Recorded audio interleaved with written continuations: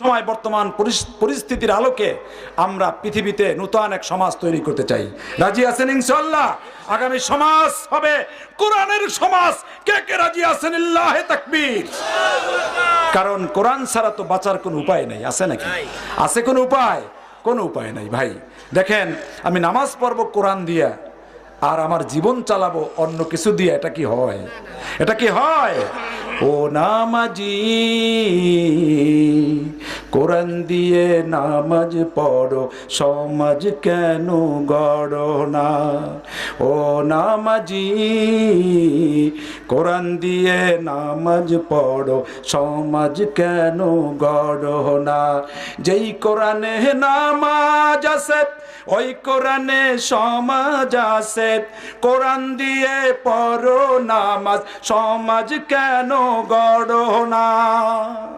কথা বলেন ঠিক কিনা? এই জন্য আমি নিজেও কোরআনের একটা মডেল হতে চাই। নবী হয়েছেন কোরআনের মডেল, সাহাবীরা হয়েছে কোরআনের মডেল। এই জমানায় যেই আলেম কোরআনের মডেল, আমরা সেই আলেমদেরকে অনুসরণ করতে চাই। কথা বলেন ঠিক কিনা? যারা কোরআনের মডেল না, আমরা তাদেরকে অনুসরণ করতে চাই না। আল্লাহ আমাদের সবাইকে, প্রধান বক্তা রয়েছেন, তিনি আলোচনা করবেন। আসলেই যদি আশেপাশে আমার আলোচনা তো হয়, আমি বিশেষ করে বাসায় আপনাদের এই অঞ্চলের মানুষকে আমি খুব ভালোবাসি, আপনারাও ভালোবাসেন।